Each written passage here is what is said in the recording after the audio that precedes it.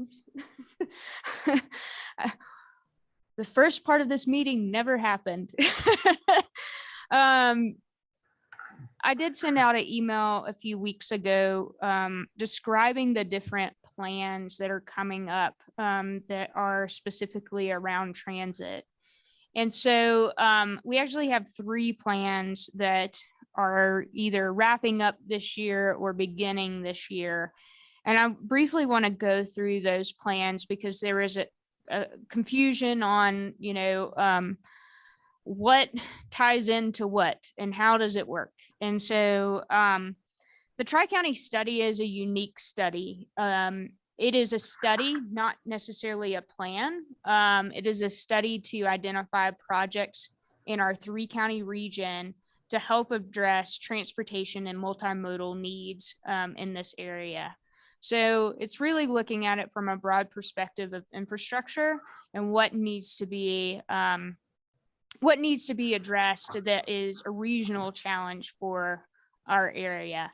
And so that's looking at Park County, Teller County, and El Paso County, and trying to figure out how to make connections between these communities, in particular along the transportation realm. So when I talk about transportation, I'm talking about two things. I'm talking about roads, bridges, the actual pavement that people utilize, but I'm also talking about transit. And so with the Tri-County study, which was actually something that CDOT reached out to us to do, it's one, I believe Glenn's on the call, it's one of the first studies like this, that we're using multimodal funds to identify, as I mentioned before, projects to help contribute to the needs of these communities. So of our initial stakeholder meetings that we had in each county, transit was one of the overarching themes of something that we needed to dive more into. And so we have actually put together focus groups for transit to understand what the needs are from the end user perspective, but also taking those needs from the end user perspective and also agencies that represent end users and bringing that to a provider group to really start thinking about, what kind of network do we need to start formulating throughout our region to really address the needs of communities. And so we had one focus group meeting this week. It was yesterday. That was just with end users and agencies that represent end users of transit. And so of that meeting, we had who's on the call, Chelsea was in that meeting, as well as Deanna, representing the clientele that they serve. And so talking through, different challenges that each one has a story of challenges that their clients are facing. And so we have a follow-up meeting, which I have sent out invites to with providers, where we're going to take that information to the provider group, really start diving into solutions for those things. And the great thing with this study is, as we identify projects and things that we want to work on, our consultant team is supposed to take those overarching themes of those projects and help identify funding sources for in the future of addressing those projects. So that's a unique thing that typically throughout a planning process, it doesn't take it that next mile. And so I think it's going to be super helpful. Also, this kind of leads into the infrastructure bill conversation, and I'll talk about the other studies after that. Everybody knows that the infrastructure bill has been passed. I think it's super important for you guys to familiarize yourself with the ins and outs of that infrastructure bill. We as PPACG, we are working diligently on communicating different aspects of that bill as it unfolds. But FTA actually has a great webinar that they've put together on their website that talks about how the infrastructure bill is going to affect FTA programs. So I think it would be very helpful, and I can send out the link to that webinar after this meeting. I think it'd be helpful for you guys to watch it. It's about 40 minutes long, but it will be beneficial. So a couple of things that are coming through the infrastructure bill that we know of that affect some of the programs that you guys operate is overarchingly with the formula programs. And what I'm referring to with formula programs, I'm referring to the 5310 program, the 5311 program, the 5307 program, which is fixed route in urbanized area. 5311 is for rural transportation, and the 5310 is for specialized transportation. Overarchingly, over the next 5 years, we're going to see a 30% increase in funding for those programs. So one of the things that I want to kind of challenge the group, and we're going to continue in conversations about this, is as more funding is available for these programs, where does that funding need to go? Does that funding need to go towards capital investments to be able to provide more transportation? Do we need funding to utilize that funding for operations so that you can provide rides to the community with the growing need? What does that look like for our area and in the needs of providers? So those are some things that I'm going to continue to bring to the table as conversations. And I hate to put this on you guys, but you guys really need to be talking about this internally within your organizations, because not only is there additional funding through the formula programs, there's also additional what we call discretionary funding or competitive grants that is coming through this infrastructure bill. And there's a huge emphasis on competitive grants. And we don't necessarily know what all of those look like. We know that there is an emphasis on, what is the word that I'm trying to think of? There is an emphasis on renewing your fleet and your actual capital assets. So they are looking towards, how do we get more in line with the low-no emissions? How do we make for sure that our fleets are in good repair? So there's a huge amount of money for actually changing out your fleet and making for sure that your fleet is in a good state of repair. And so that's super cool, because there's going to be some large capital investments in that. And that will typically probably come through CDOT, those grants, in terms of competitive nature. But those will be available and start coming pretty quickly. As I mentioned before, the formula grants are going to be increasing. However, right now we're in a continuing resolution. So we will get our CR, a continuing resolution apportionments, probably at the end of this, well, we're at the end of this month, probably early February or end of February from FTA. Those initial apportionments does not include the additional funding that is provided in this bill. So we'll get essentially two apportionments, an adjusted apportionment after the federal government passes the budget. So I'll be notifying everybody about what that looks like for the continuing resolution, which follows the FAST Act. That's our current legislation that provides the appropriations for these programs. But I will also be notifying you guys once the CR is over and we have an approved budget and what those additional apportionments will be.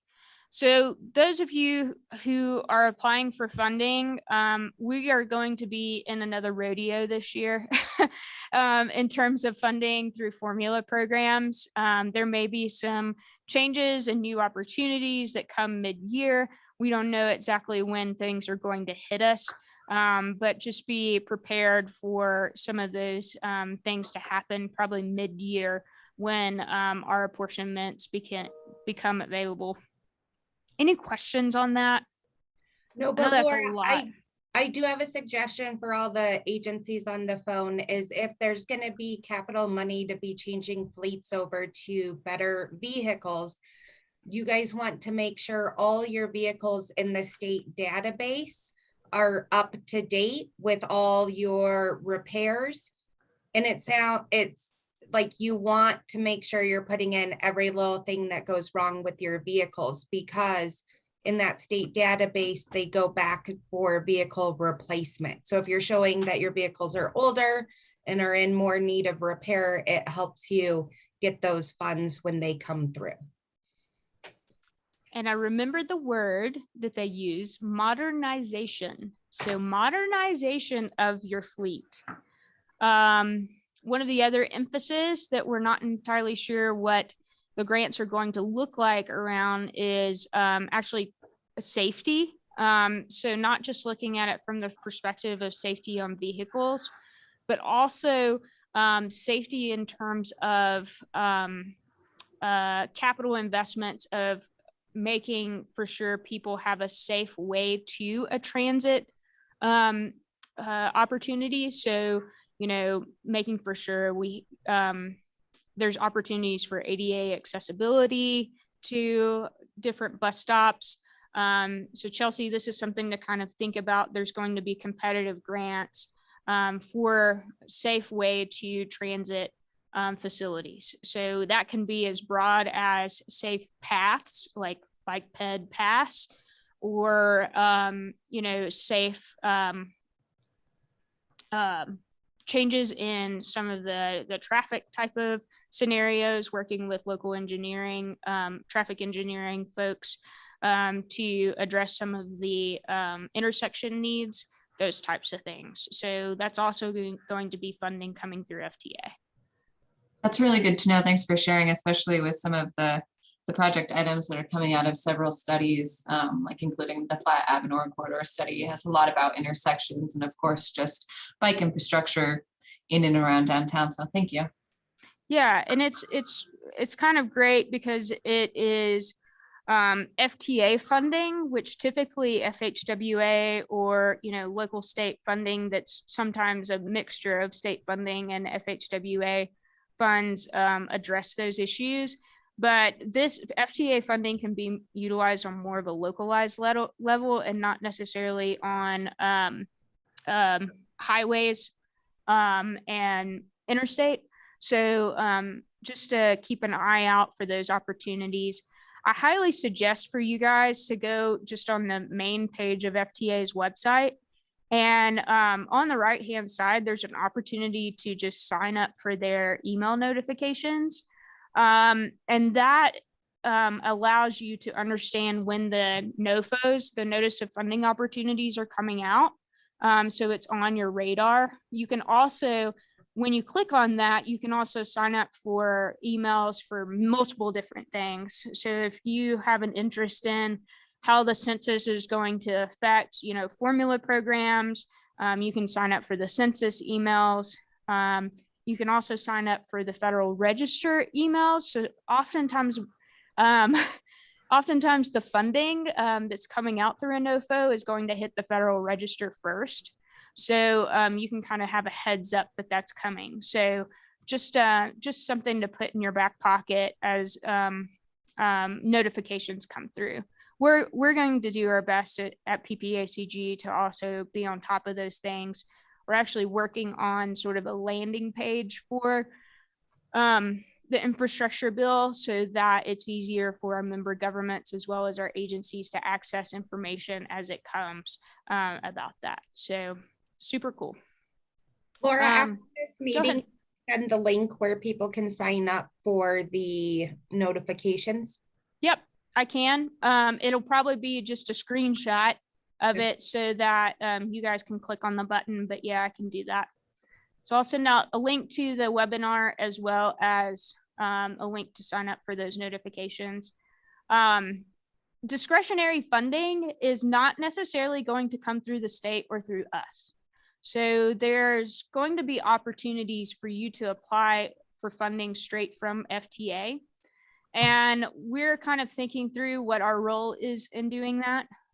So I think from the perspective of me providing technical assistance, should you want to apply for those types of things, obviously PPACG wants to support this group in terms of letters of support if you're going after funding, and then helping coordinate. There's always a coordination piece of it. So helping facilitate meetings to build that coordination, to make sure you have a great application and program that you're presenting. So it's going to be unique. Typically, we only have like one discretionary grant that for this region that people can apply for directly, and that's the ICAM grant. But this is going to be a whole other bird that we're going to be working through. So that's the infrastructure bill. In terms of the other studies, we have the specialized transit plan.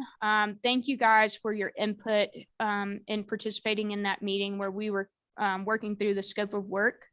I hope the scope of work that I draft that I sent out to you guys was amenable. I had a couple of comments on it and I included those comments, but really all that was included in the scope of work was what you guys said that day.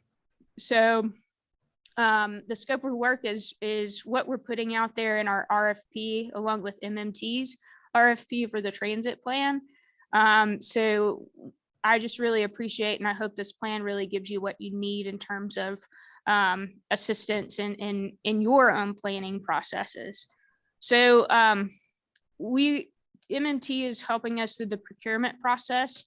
It really is a cost saving for us to have the same consultant company working on each one of these plans, and it just makes sense because they need to complement each other. So that was, I mentioned before, that was we were thinking that was going to kick off this spring, but because of a lot of things being thrown at both us and MMT with all of this new legislation and funding, that's going to be pushed off to into summer, early fall. So the specialized transit plan, the projects and activities that are identified through that plan are eligible for federal funding. Should a flavor of federal funding fit those types of projects. And it's super important that this group participates in that, because we don't only look at that from a federal funding perspective, but if you're applying for funding through CDOT, they're going to want you to reference where your project fits within that plan. So I think it's important that you guys participate in that and make for sure that what you have in your head ends up in that plan, so that we can fund that in the future. And then lastly, there is a special plan that is being formulated. Invita's taking the reins on this, but there's a special plan looking at transit options for Park County and understanding the needs, more granular needs of Park County, and how can we create a transit system or transit options for that area. If you look on CDOT maps, if you look on our maps, it is just a dead zone in terms of opportunities. That's the 5304. Yeah.